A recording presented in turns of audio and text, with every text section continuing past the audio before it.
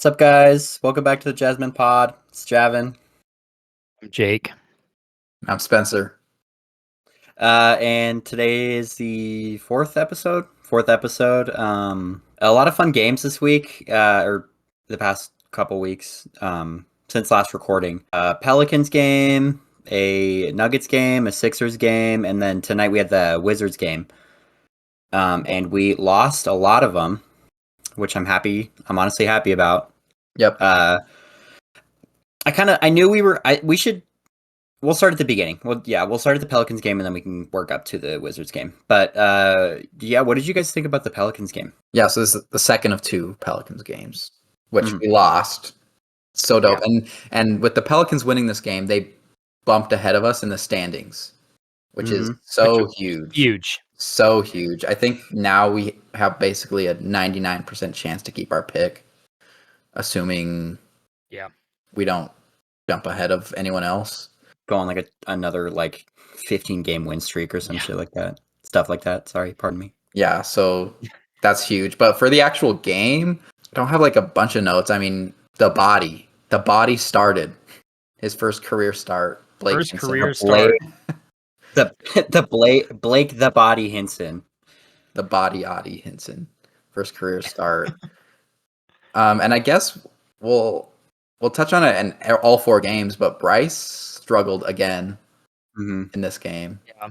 Mm-hmm. He struggled basically all week. I mean, he's been struggling. He's been struggling the last couple weeks. It's been hard to watch. He's in a really strange slump. And he's something that's been encouraging is that even though he's just shooting terribly, he's still getting points. He's really earning them. Tonight he had, I think, 14 or 15 and shot awfully from three. But even still, he was finding ways to be productive, which is really good for him.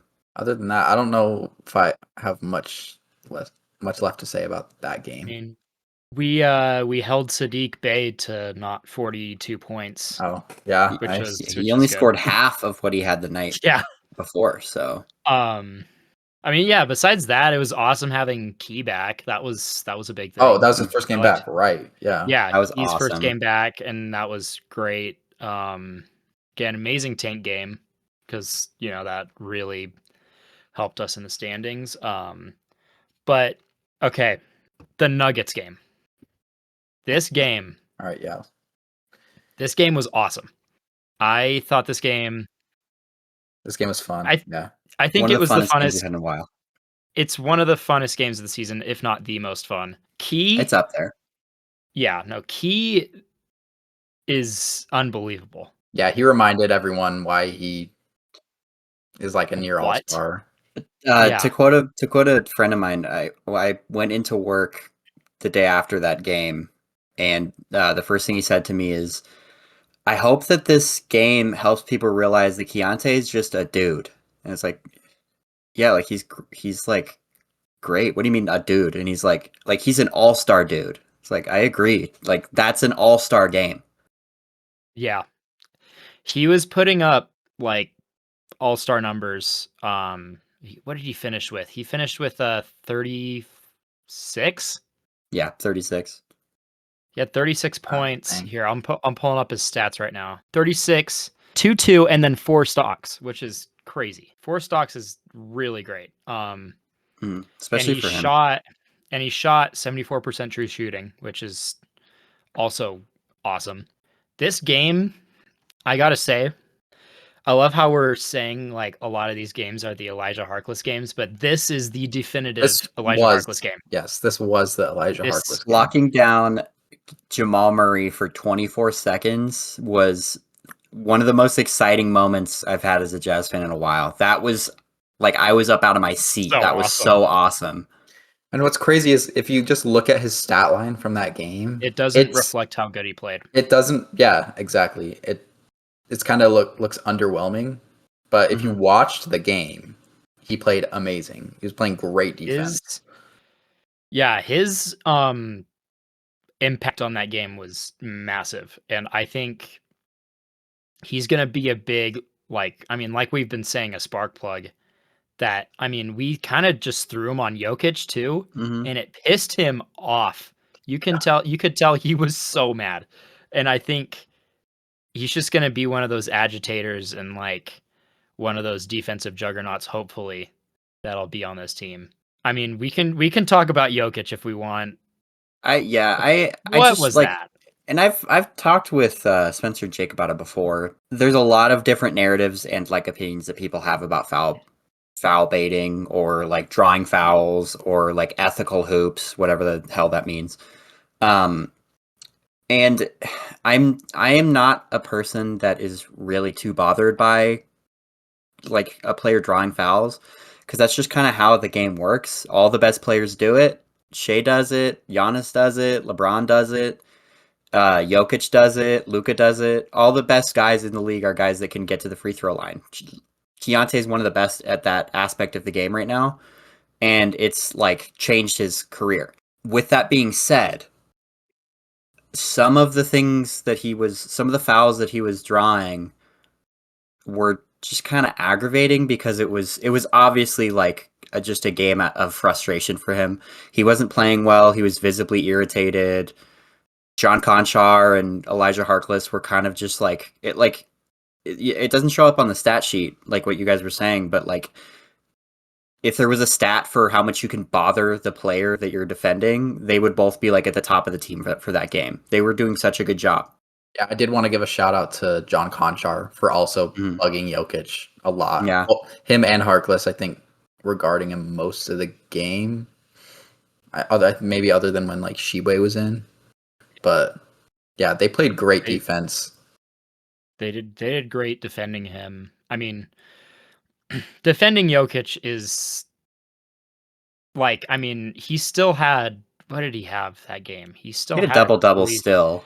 He had 22 points. Like, and that's holding him. Yeah, Like that's defending him well. He's averaging like a near 30-point triple-double, so holding him to a double-double is pretty solid.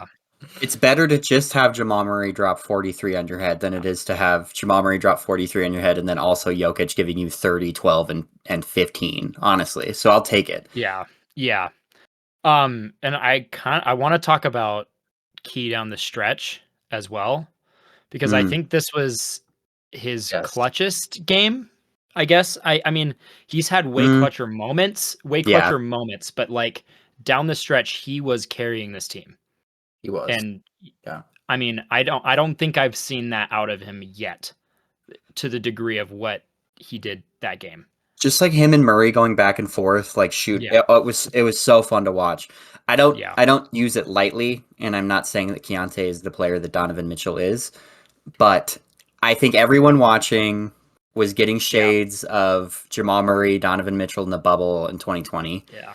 And I think that not only is that really awesome for Keyonte, I think that's also I think that is a really cool and impressive thing about Jamal Murray is that he has the ability to just like start like slugging it out with the other team's best player and just go shot for shot. That's really cool, and that's a great basketball product. That's really fun to watch.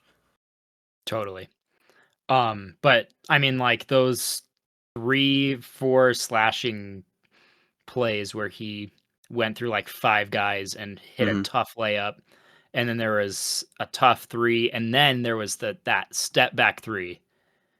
That shot was so unbelievable. incredible. When I saw that, I was just like, this guy's so for real. And like, you forget how good he was because he was gone for so long, but you're just like, dude, he's inevitable at this point. Like it's just back to work for him, man. He just packs all of his stuff into his suitcase and clocks in. Like business as usual. Yeah, seriously, 2 weeks off because of his 2 different ankle injuries on both feet. Okay, I'll drop 17 as my like warm-up game and then give you 36. I don't even care. Whatever. I'll punch you in the mouth. Yeah. It's crazy. This game was like the perfect tank game because I agree. It was a very close game against a very good team. I mean, it looked like we were going to win. There were some questionable calls down the stretch. Jokic like literally tackled Filipowski on one play. I don't know if maybe I saw that wrong, but like they somehow called it a foul on Flip. And then there was the the foul that got overturned, where Key should have been shooting free throws. Yeah. I went back and I watched the foul between Flip and Jokic, and it's not as bad as I remember it being in the moment. But it still was great. It was still a call that really sucks that we didn't get, because that would have had Jokic out of the game. Right. And yeah, I would have really liked to have won a game by like fouling him out and then just like going for it. But maybe the basketball gods are in our favor. We lost this game, and it's just going to lead us down the road that eventually we're going to become a dynasty. Maybe that was the turning point, the pendulum swing. Who knows? Yeah. And also, this is kind of like the last note that I had is there were only 9 turnovers. That is game, so huge for us.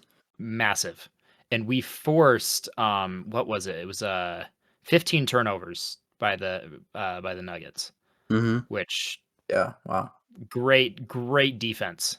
Yeah, that was an awesome game. I love that game. Yeah, it was really fun. It was refreshing to see kind of like the whole NBA community kind of like trashing Jokic. Yeah. After that game for his flopping, and it's also we need to talk about him like falling over Keyonte George. He also did it to Harkless too, but Keyonte George, like that kind of like scared me. Like looking back, like especially he's coming off of a ankle sprain. He could have gotten hurt. Keyonte George, 2 ankle sprains. He could have gotten pretty hurt with a giant guy just falling on him like that. Like it kind of shows how strong he actually is, though, to be able to hold Jokic for as long as he did. That's insane. It's so interesting seeing how people like are calling out Jokic, because go for it. That like I'm totally fine with that. It's just interesting because like, you know, the narrative around Shea is that like he's like a basketball terrorist. He's the worst thing to ever happen to the sport. And like it shifted over to Luka, and now Luka is the next basketball terrorist, and you don't see people talk about Jokic in that way. Even though Jokic is just as much of a like a embellisher and like a foul drawer as like any of these other guys are. Like he's not dropping 35 with 4 free throws, because that's just not how basketball works now. And that's fine, but it's just the narratives are so interesting on like who people decide they want to not like. I think we might be ready to move on to the Sixers game. A lot less notes on this one, but Key had another great game. What did Blake Hinson have? Like we have down that he had a good game. I don't remember off the top of my head how many points he had. He had 11. I think you're right. I think it was 11. I think he had here, I got the stats pulled up. 11, right, yep, 11 points on good shooting. Mm-hmm. Yeah. So, I mean, solid. Love keeping an eye on the body. Amen. I mean, besides an eye on the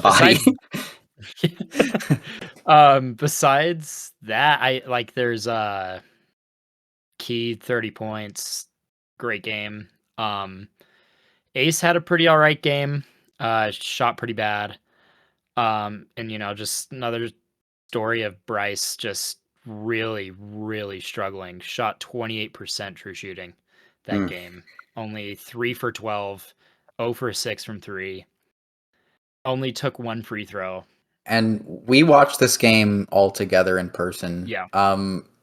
We were, what was the score? It was like 100 to like 94 or something like that. And we knew what the final score was. We were watching it a little behind. Yeah. Next season, we cannot be allowing fourth quarter crumbles like that, where they just go on a run in the final 2 minutes and just take the game from us like that. It was 100 to 94 with 4 minutes and 50 seconds left. And we hit that moment. And then I remember Spencer was like, well, I know that we scored 2 more points in the next almost 5 minutes. Like, yeah, that's a really ugly shoot, like just team shooting slump right there. Like that, we like absolutely disintegrated. Yeah, terrible. Oh, and I mean, another highlight from this game is got Mo Bamba minutes finally. Yeah, and he actually played pretty decent. I'm not gonna like. I really liked what I saw. He's getting rebounds. He had that huge alley oop from Key where the whole backboard was shaking. That was nice. So awesome. No, was that the Key one or the Collier one? Because he Oh, had two awesome it was dunks. Collier. It was Collier. Yeah, it was you're Collier. right. Where he goes up and he catches it with like the straight arm and then just just Yes. transfers it into the That hoop. was the key one. Yeah. Yeah. Being that tall must be so much fun. I feel like it'd be so fun to just like pick up a basketball and you can just like put it into the hoop and you get like paid millions of dollars for that. That sounds sick. People write songs about you. Any other notes on this game though?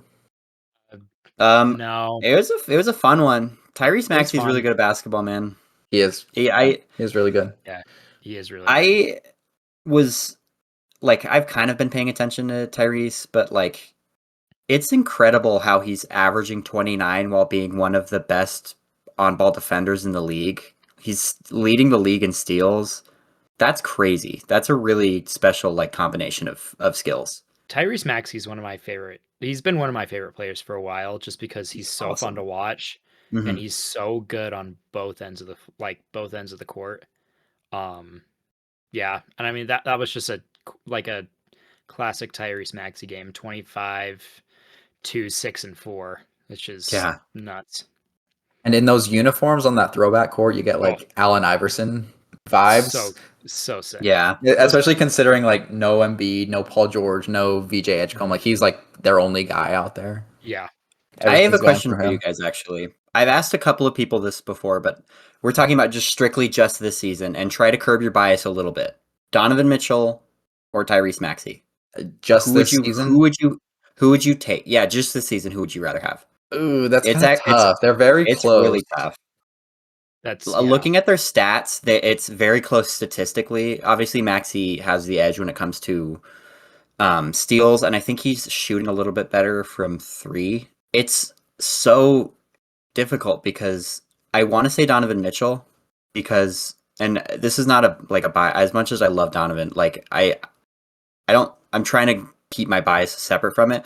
I feel like Donovan is a more lethal scorer in that he'll give you 30, but in like a much scarier way than Tyrese will give you 30. If that makes sense. You guys, like, the context of the points are a lot more important for the game. And Donovan is one of the best playoff performers in NBA history. Like, all of his stats go up in the playoffs every single year. I think until he gets to a conference finals, that could be a little not true, tarnished. He needs to get to a conference finals to be considered one of the greatest playoff performers or risers. Yeah, if we're talking just statistically, he is one of the best playoff risers. Like, it's like just the difference in it is like statistically there. He's up there with like Jimmy Butler, and like obviously he's like tied some total game points with like Michael Jordan and stuff. I'm not like saying that he's as good as Michael Jordan in playoffs, obviously, but statistically he is just one of the best playoff risers. He turns it up a notch every single time. Yeah, well, I am hoping that the Cavs can do something in the playoffs this year. That would be really cool. That'd be really cool. But like, if you were to swap Tyrese Maxey and Donovan Mitchell, just put Maxey on the Cavs and Donovan on the Sixers, I don't think much would be different. I think they'd still have pretty similar records. Yeah, I agree. I don't think it would move the needle that much. I'd have to look more at like their roster construction to like to see what each player is bringing that might benefit their team more. But I think that they'd probably have like the same records, honestly. All right. If there's nothing, is there anything else to add for that game? Nope. Move on to the Wizards game tonight. So, I mean, Ace career high. 32, baby. We've been talking about it all season. Ace is going to get 30 points. I feel like didn't we say like Ace is going to get a 30 piece this month? I feel like we talked about that either in a previous episode or just like amongst ourselves, but he's got his first 30 piece. Yeah. I think one of many. I think what it was is he was going to get at least a 30 piece by the end of the season, if not multiple. I think that's what it was. But I could be wrong. Yeah, he definitely has more in him. Yeah. For sure. Yeah, it looked so easy for him tonight. He shot so well. What's insane is I'm looking at his stats right here. He shot 80% true shooting, which is great. But he only went to the free throw line once and had 32 points. That's crazy. No, like, take this performance or just like some kind of this performance and get him to the line 4 or 5 times a game, that's a easy 25 a night, 25 plus a night. He would have had 40 tonight. Yeah, 0 turnovers too. That is a 0 catch and shoot turnovers. goat, Yeah. dude. That Yeah. you just give him the ball and he puts it in the hoop. That's awesome. That's great. 12 for 19, 7 for 11. That's super cool. A lot of our guys had great games, and Mhm. I think we do need to know, just get it out there, that we did win. Yes. Which, Yeah. which obviously it would be great to have lost to the Wizards because obviously we're competing with them, but we were just a better team. The Wizards looked awful. I only watched like the first half. Bilal Coulibaly is just not having a good season. And who was it? The Trey Johnson has been in a bit of a shooting slump. He's not been playing terribly well. Trey Young did not impress, frankly. I was expecting like a 20 piece or something like that, but he was just cold. I mean, they are going to be ramping him up off an injury. So I think because we predicted, I think I put him down for like 17 points, which I think he didn't even get that, but I had him for 19. But you mentioned Trey Johnson. Was it him that missed that wide open fast break dunk? Yeah, it's just you hate to see it, but man, he's running completely like it clear as the morning sky. He's running and then he goes up and tries to dunk it and it just like explodes off the rim. Like not even close. I don't know how that happened. It's crazy. Yeah, and they were down like 15 at that point or something like that. Like that's just like your head coach has got to tell you like we are losing. Like just put it in the basket. Like you don't need to do anything fancy. I feel like you do that and your head coach probably like asks you to choose a finger for him to cut off. That's just really bad. Yeah, as a basketball player. The easiest 2 points you'll ever get in your life, and you don't even get them. Collier had a great game. Yeah, holy cow, man! He had a double-double. He did. He had a double-double, and he had career high in points. Oh, that was his career high. Wow, yeah, 27, nice. 11, or 27, 3, 11, 3 turnovers. 3 turnovers at 27 points is 50% from 3. Shot great. Went to the free throw line 3 times. Yeah, solid. That was if he could do that every night, he's going to be solid. If Isaiah Collier could drop 27, 3, and 11 every night, I will eat a pair of Converse. I'll do it. That'd be awesome. Turnovers, we talked about turnovers a little bit earlier. The Jazz are no stranger to high turnover numbers. Last season was insane. We were leading the turnovers per game by like a mile and a half, but tonight we only had 11, so they're 19. That's great. I love to see that. I love the turnover management that we've been having recently because, and also like this weird surge of defense that we've been seeing recently. It's because Flip has been turning it on, man. Yeah, no, Flip's been playing great. In like guys like Collier and like Harkless and all these guys have been really picking it up defensively. Conchar, shout out. Yeah, Conchar for sure. Yeah, I mean, in this game he played 37 minutes, had 0 points, but he had 5 rebounds, 4 assists, and 6 stocks. He had 6 stocks. Oh my god, that is a Tony Allen stat line, dude. I don't care if he scores 0 points if he gets 6 stocks. That's crazy. Wild. Absolutely wild. But it's and also, I mean, Cody Williams been picking up the defense and yeah, he had a good game. Yeah, Cody had a really good game. 7 assists from Cody. Wow. Yeah. I was going to say this like kind of weird surge of defense that we've been getting is really interesting. Like is Will starting to figure out the defense? Do you guys think? Or like is this just a product of Triple J kind of being a part of this team and him kind of scheming with I think Triple it's a bit of column A.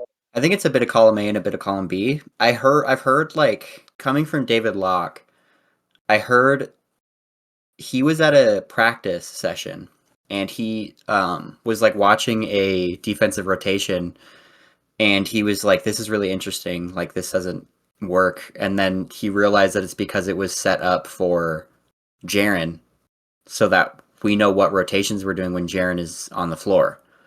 And I think that Will is starting to like. I don't think he's a bad defensive coach at all. I think people are really weird about that with him. But I don't think he's as much of a defensive coach as he's an offensive coach. So I think he is starting to figure it out. Like he's getting Jaren to talk to our guys and give them a lot of like pointers, things they can learn. And he's also learning like correct defensive rotations because personnel is actually starting to turn out. Because we're not a defensive star-studded team, obviously. But the guys are starting to like get better with their rotations. They're being more mindful. They're sticking to their guys. They're being active in passing lanes. They're kicking balls more. Like I think it's just kind of starting to come together. I know Will Hardy loves to see us kicking balls. Hey, The enemy team's balls. the enemy team. They're not opponents. They're villains. We must crush them. Anything you guys want to say about the Wizards game? Anything else? No, I'm just stoked about Ace finally hitting that 30 piece.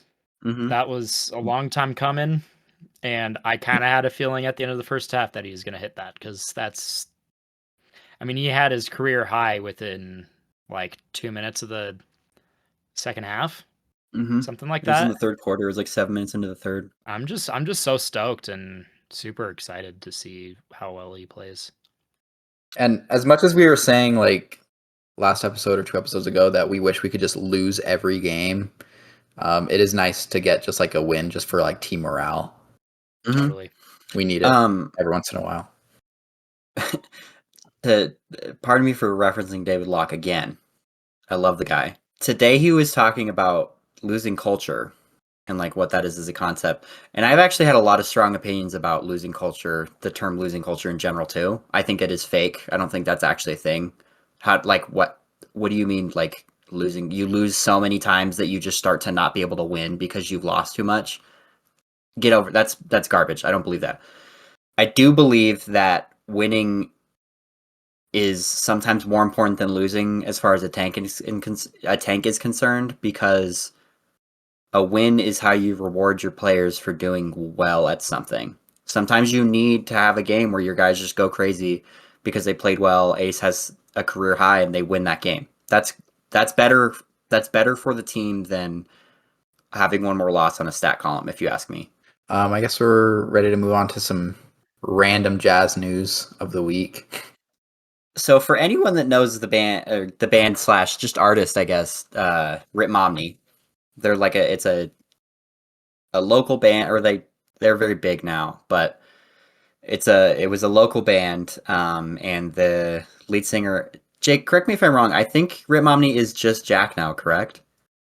I believe so. I think after 2019, I think the first album was him kind of going solo, because everyone left on missions, and I think he was just like, I'm just gonna do it on my own.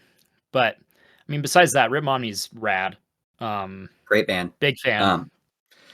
He released a new album. I think it's called The House, and on it there's a song called The Tank. And Jake sent me a text about it, and I was like, there is no way that's real. Yeah. Because I know Jack is a jazz fan.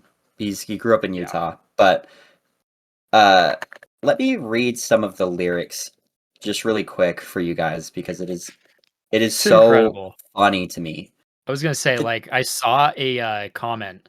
It was just like, oh, greatest song ever about the Utah Jazz Tank.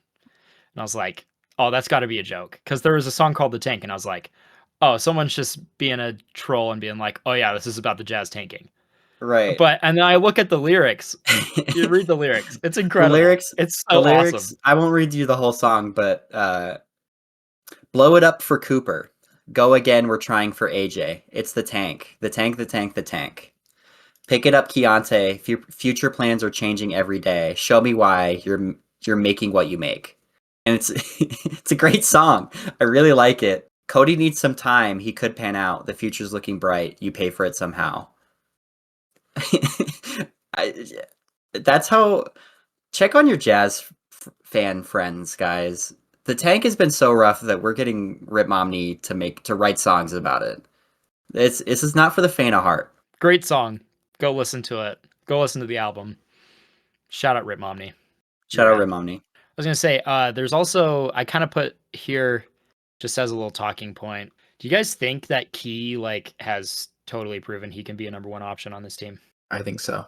Yes, but also we have such a wealth of talent that we're kind of spoiled for options, you know? I think that Keyonte is a number one option in the sense that he could be the best player on our team on any given night, and he can also be the guy that will break down his defender, hit a tough midi, and win a game.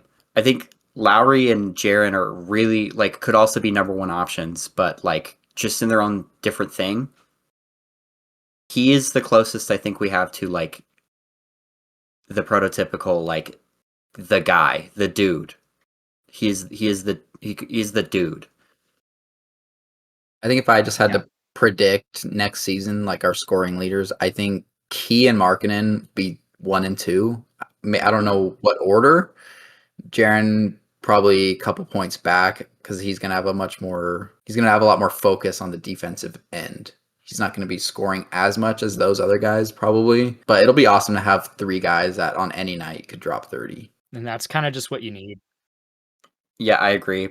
I kind of something I love about Jaren's game that really I specifically really like is that it's he kind of treats offense and defense like charcuterie boards, where he just kind of he roams and he finds what he likes and he just does that for the whole game and kind of just he just makes the team better by yeah, I'll be an ISO scorer, go down the drive, give you a left or right-handed drive push, floater, and I'll hit a couple of threes if I feel like it. I'm gonna be your help side defense. I will block someone so hard they die if they come off of a pin down screen.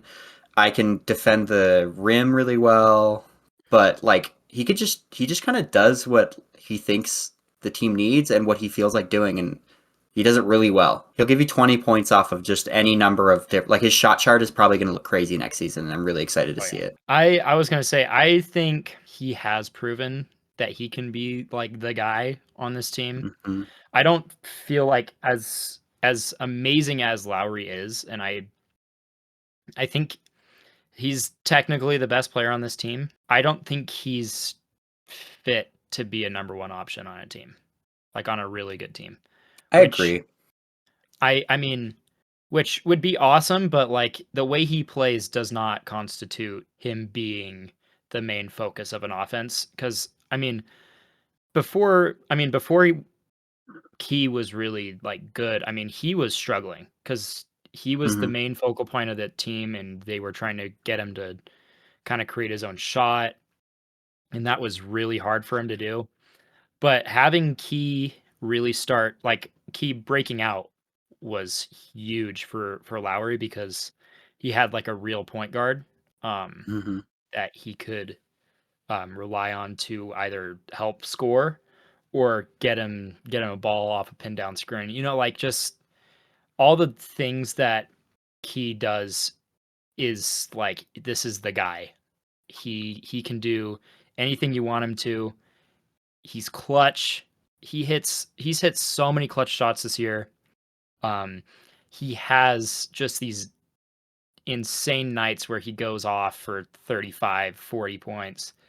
And it doesn't seem like he's even trying that hard. He just does it. It's incredible. And I think that this next season, I feel like it's really gonna show how good of a player that Key is, because one, will be really making a push to win a lot of games, and two, Will Hardy's going to absolutely unleash this team. I don't feel like we're playing at full coaching strength right now, and that is insane considering how crazy our offense is right now. Yeah, definitely. when you were talking about Lowry not being his skill set is not tailored to like the number one option type offense. You know what it makes me think of? It's like Klay Thompson. Yeah. Klay does not play in a number one option type of way because he, like Prime Klay at least. Prime Klay he's your catch and shoot guy. He's an absolute machine. Like he can make his own shot if need be, but he's there to stand at the 3-point line, dribble once and hit like his 18th three of the night.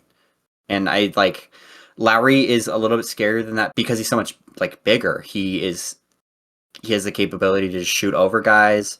It's a bit easier for him to make his own shot in the paint if he needs to, but like it's not a slight to say that he's not tailored to be a number one offense guy or the number one guy in offense because he's better as the like other nightmare that you have to worry about besides already having to worry about Keyonte who can score from anywhere.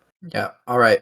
Another topic that we wrote down just to talk about is out of our young guys who deserves a spot on the team next year. I think, well, I mean, we have 5 guys written down: Flip, Isaiah, Bryce, Harkless, and Cody.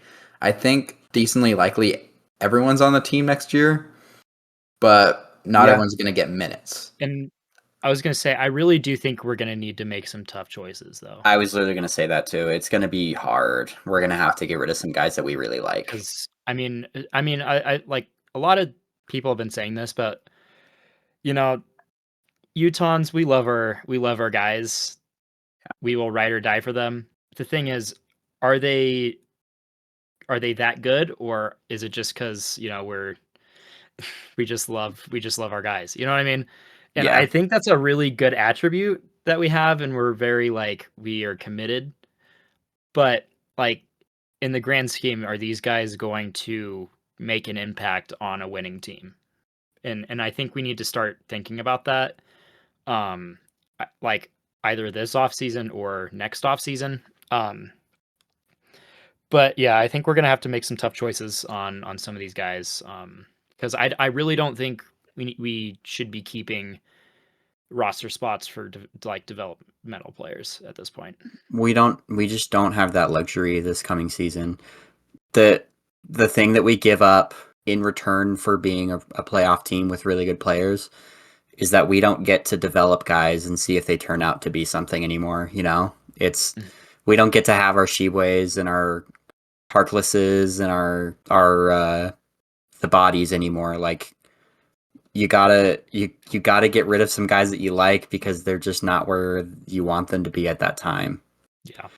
I think that we keep Flip. I think Flip fills a hole that we are kind of eyeing down right now with like fill-in spots for a big man. I think we could keep Isaiah because you just can't pass up on a guy that'll get you 16 and 8 assists.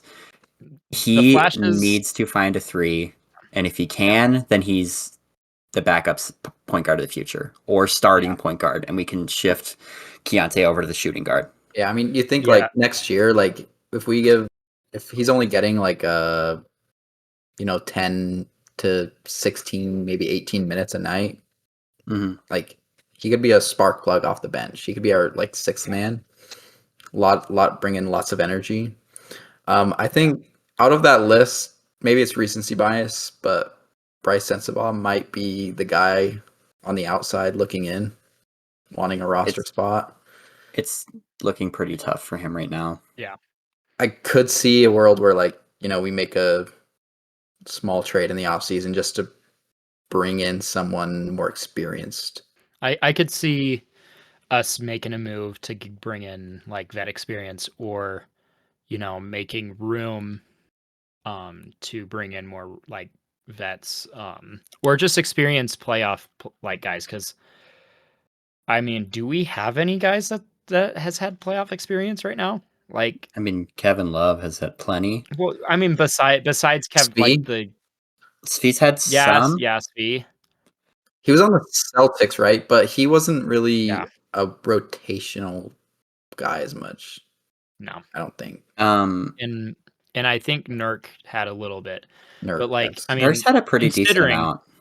considering we don't sign, or like just the possibility of us not signing Nurk, we need playoff experience on this team because all of our good guys, I mean, Jaren has had experience. But like, we need extra guys here that will bring in this winning mentality even more so. Because yeah, we just need guys that have been there before, And I mean, of course, everyone knows that Lowry has the current longest streak of any NBA player of never playing in a playoff game. And Is it him? Really? It is him, yeah.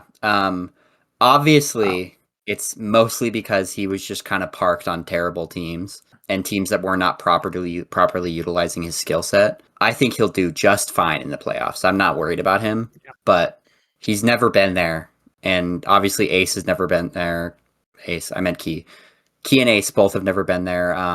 Jaren has had some. Like, there was that fun Grizzlies run. But, like, yeah, like all of our best guys have just they never even sniffed the playoffs. We've been terrible for like 4 years.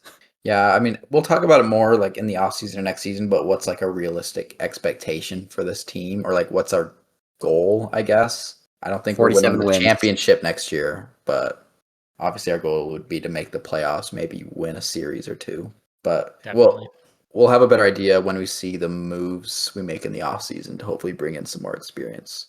That's something I'm really excited about is just seeing what guys we get to play on our team. That's gonna be really fun. Be like, oh, we picked up this random dude that's just like he's like 30, 29 or 30. He was playing on the Suns. Okay, that sounds awesome. It's guys like that. It's fun. I'm excited for that. No, it's like when this is when I knew we were really starting to try to win, was when Jeff Green joined our team. Yeah. Like however long ago that was. Seeing Jeff Green join our team, I was like, okay, this is a playoff team because he's always on a playoff team. And I'm excited to see I'm excited to see guys that are on like expiring contracts. Yeah, that just want to come and try and make a run, That'd be sweet. Yeah, I'm excited to see that in the off season. Jake, you got some trivia for us? Yeah. Yes, I do. Let's triviate. Let's triv it. I don't like that. What you said. Sorry. All right, I've got some trivia. Okay. All right, I've got some trivia here. Okay, so this one I kind of focused on the 2000s a little bit just cuz that was kind of the little gray area in my jazz ball knowledge. Mm-hmm. So that'll be same for me. Yeah. Okay, so here's the first question. So in the 2006-2007 season, which was our last deep playoff run, we made the conference finals that year. Correct. Who led the team in 3-point percentage? I'd want to say like Darren Williams, but I think it might be like Ahmet Okur. Is it TJ Miles? No. Or is it Darren Williams? No, it's not Darren Williams. Okay, I didn't think so. Or Okur. Like I know Corver came through. I don't know if he was there that season. Was it? He was there that season. It wasn't him though. Oh. Was it Ronnie Brewer? No. It's a guy that you guys know, but I don't think you guys would guess it.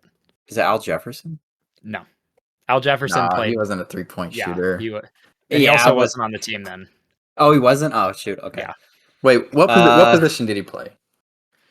Here, I believe he was a shooting guard. Let me see. Was it Jamal Tinsley?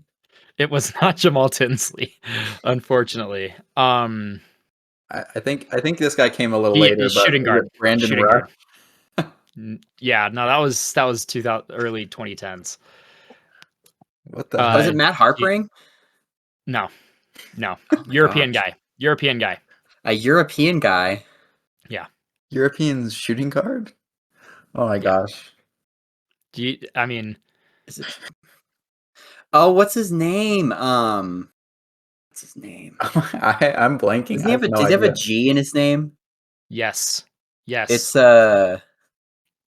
first name G? Oh my gosh.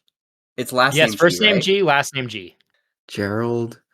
That's the only name I can think of. Gerald Green. Gerald Henderson. What? First name G, last name G. Yeah. Once you hear it, you're gonna be like, "Oh, I know. that guy." I know I'm gonna feel awful once you say this. Do you want me to say it? No. You're Give it- right Oh there. my gosh. Oh, dude, I know it. I can't think of it though. Give it to us. Give it to us. Yeah. It's Gordon Gierczek. Oh my, that's dude. Oh, I knew it. I was Yeah. trying to remember his name. Yeah. Gordon I Gierczek don't think I was getting that. I wasn't. averaged 42% from 3. Damn. In 2006, that's good. Yeah, really good. All right, next question. Who is the youngest player ever to debut for the Jazz? It's CJ Miles. Ding, ding, ding. There you go. Oh, nice. 18 years, 241 days. I remember talking about that recently with someone. I don't remember. It might have been you, Jake. Yeah, he came straight out of high school. Yeah. So he was like a the very last young time guy. that you could like do that. Yeah, he was one of the last guys that came out of high school. All right, last question. Who are the top 3 players for total 30 plus point games in franchise history? Pete Maravich. Whole Yes, franchise one of them. history. Franchise history. Karl Malone. Yes, that's number 1. Pete Maravich is number 3. So who's number 2?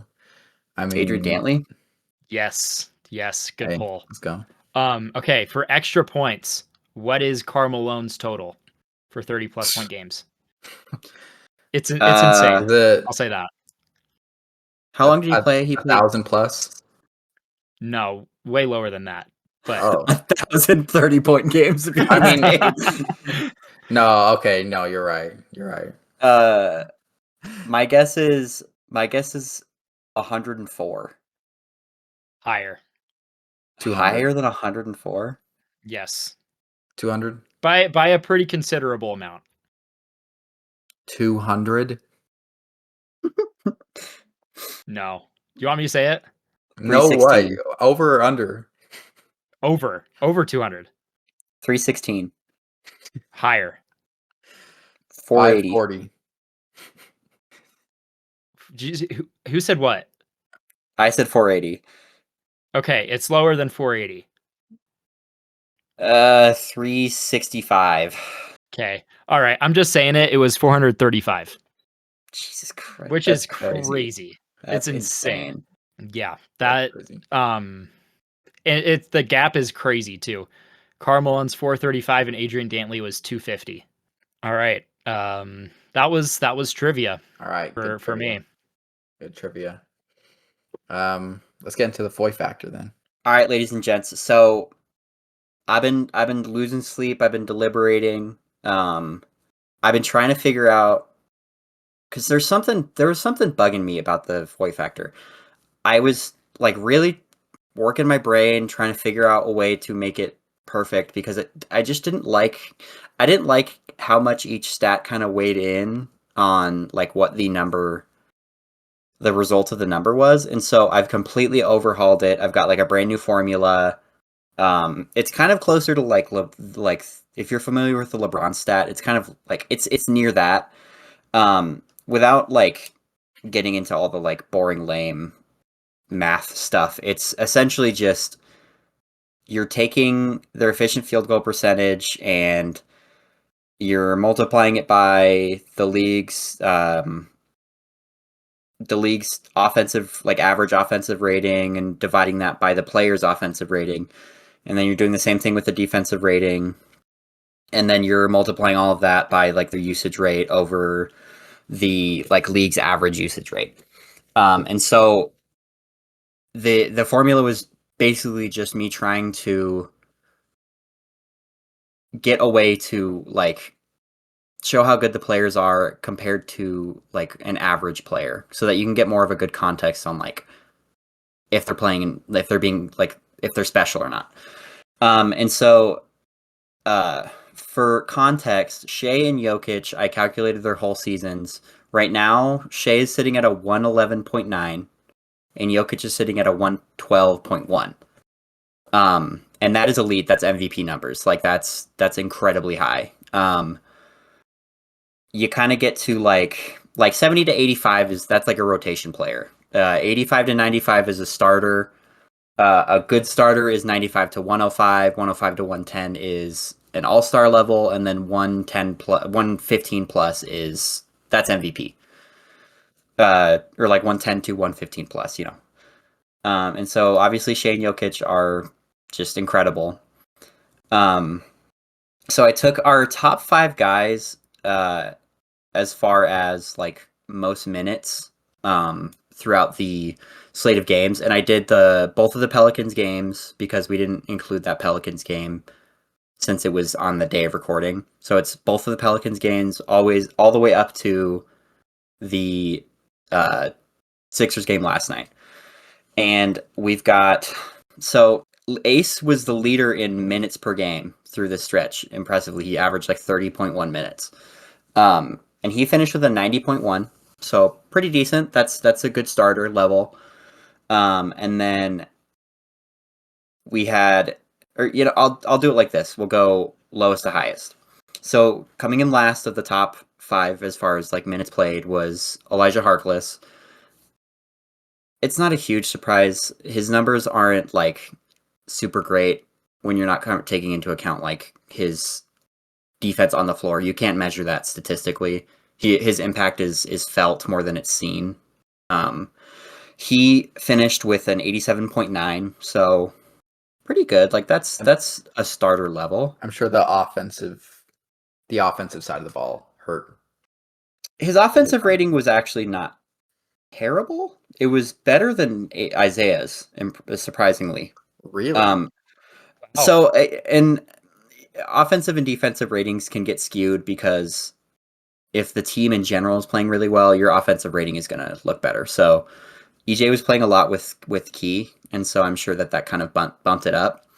The leader through this entire slate as far as solely offensive rating goes is actually Kyle Filipowski with a 130. That's really good. He has a 130 Foy? No, not 134, 130 offensive rating. Okay. Okay. Yeah, he like Michael Jordan levels. I was gonna say, so put him in the MVP race. So EJ finished in last with 87.9. Second place was Ace Bailey with 90.1, or second from last, sorry. So fourth place. Third place was Isaiah Collier with a 95.9. Second place was Kyle Filipowski with a 99. And who do you guys think was number 1? It's got to be Key. Keyonte George finished with a 106.5. Dang. That is all-star level as far as the Foy factor is concerned. That's awesome. And yeah, obviously he played incredibly. Like these past 3 games he's had, he's been just an absolute machine. He's been playing on another level.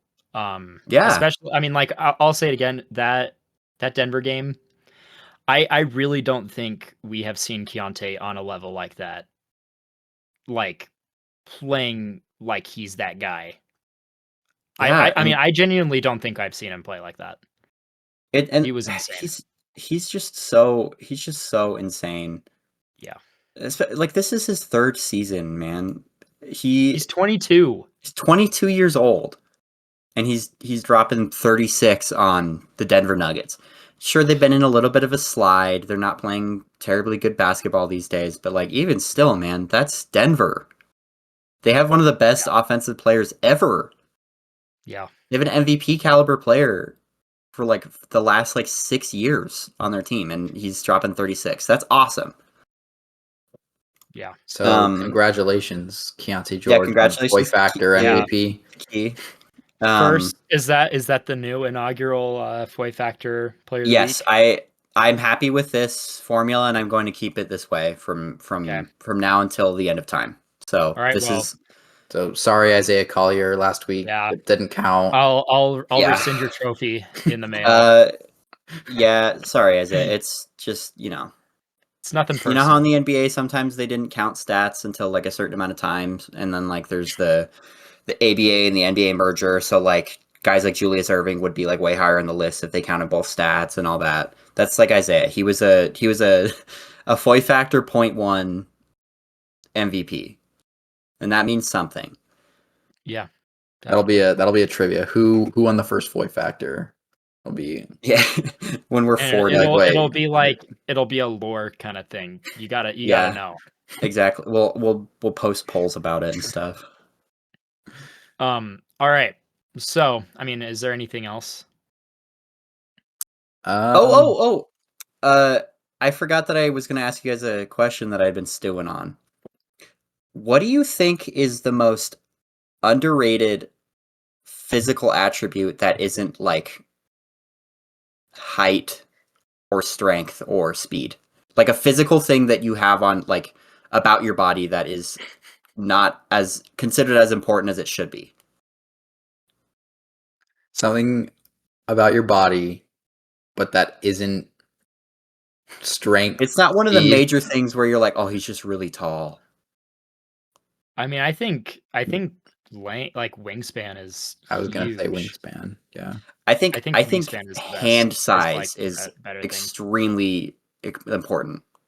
Yeah. I mean, if you think about like Kawhi, Yeah, that dude like John has Stockton had like ET fingers. Like his hands were huge. And Kawhi looks just insane. Like he's got like these disgusting baseball mitt hands. Not disgusting, sorry, that was kind of harsh. Kawhi's one of my favorite players on the basketball court. His other stuff, that's something else. But But you're not a fan of Baseball planting trees? no, I love planting trees. That's the issue. That's it. I don't know how many trees we're I planting. don't like it when people lie about planting trees. Allegedly lied about planting trees, and it's circumventing the cap. The cap. Yeah, but who cares And- about that? The Jazz are sitting players. That's more important. Yeah, right. Exactly. We should kill Danny Ainge with knives because of what he's doing to basketball. But Kawhi Leonard's fine. He's cool. All right. On a more positive note, do you guys want to predict the next 3 games? Oh yeah, who do we play? What are those We next It's games? Milwaukee, Golden State, and New York. So Saturday, Monday, Wednesday. Milwaukee, Golden State, New York. Knicks or Milwaukee Nets? in Or Milwaukee. New York Nets. Knicks. Or if we're just going a game at a time, in Milwaukee, they have Giannis back, so I think that'll be a loss, hopefully. Hmm. And then Warriors coming, hopefully. I think that'll be a loss as well. I think that's 3 losses, and then the Knicks. Yeah, I think 3 that's losses. a loss, a win, a loss. You think we're beating Golden State? I think we could beat Golden State. We might. Yeah. Their like starting center is Guy Santos.